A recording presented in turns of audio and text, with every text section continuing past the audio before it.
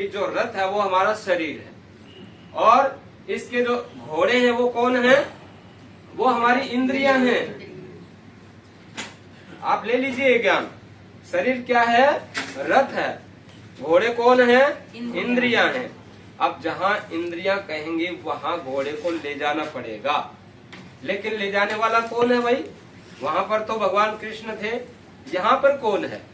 तो कहा, मैंने सबसे पहले बताया था कि इस शरीर रूपी घोड़े को, रथ को खींचने वाले जो घोड़े वो इंद्रियां हैं, मगर लगाम जिसके हाथ में है वो खींचने वाला कौन है? ले जाने वाला वो बुद्धि है, वो सारथी है, ड्राइवर है वो।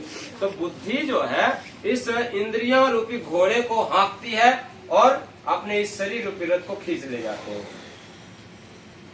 किसी की आंख कमजोर हो गई, किसी के कान कमजोर हो गए, किसी की जीवा कमजोर हो गई, किसी के हाथ पैर थक गए। ये क्या है? ये इंद्रियां हैं कि नहीं?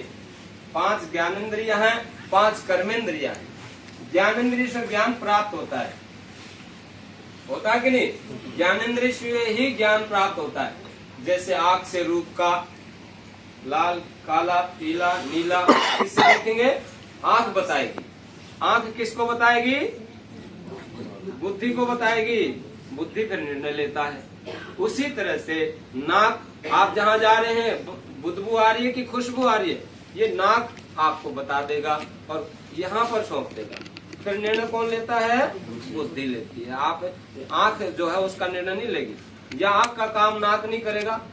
तीसरी ज्ञान इंद्रिया क्या है? हमारी जिह्वा है।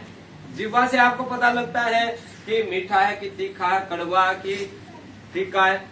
तो फिर जिह्वा उसको ग्रहण करके बता देती है बुद्धि को कि भाई ऐसा है यहाँ तो।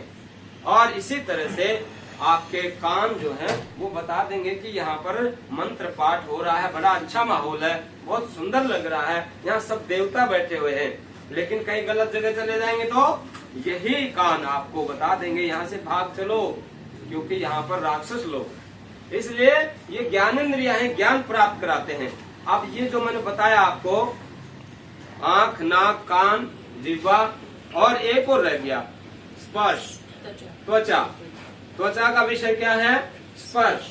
तो स्पर्श, मैंने अपने आप को चुट्टा भरा तो दर्द हुआ मुझे, हवा चल रही तो पता चला कि हवा चल रही है, नहीं तो ऐसे थोड़ी दिखाई दे रही है हवा कहाँ चल रही है। लेकिन स्पर्श होता है तो पता चलता है कि हवा चल रही है। इसलिए ये 5 ज्ञानेंद्रिय हैं, इनके 5 विषय हैं: रूप, रस, गंध, स्पर्श, श्रवण।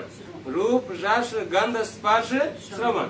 इसलिए कहा जाता है कि इन 5 ज्ञानेंद्रियों को कंट्रोल में करने वाला कौन है? मन। कौन है? मन। अब ये 5 ज्ञानेंद्रिय अगर दौड़ेंगी तो शरीर को तो थका देंगी, शरीर कमजोर हो जाएगा।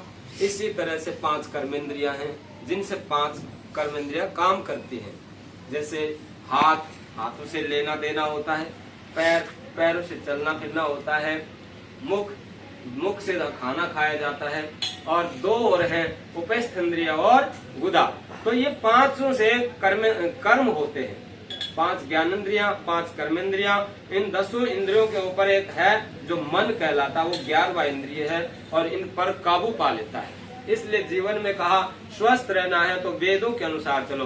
भगवान राम ने स्वयं कहा था कि जो वेदों की बात मानेगा वो हमेशा स्वस्थ रहेगा, सुखी रहेगा, और जो वेदों के अंगेष्ट में चलेगा, विरोध में चलेगा, वह दुख प्राप्त करेगा। इसलिए आज किसी के घर में देख लीजिए कि वेद किसी के पास शायद मिल जाए, नहीं है। इसलिए सब परिवारों में यह हाल, सब के सब कोई न कोई दुख से ग्रसित है, कोई स्वस्थ से ग्रसित है, कोई टेंशन से है, कोई किसी तरह से।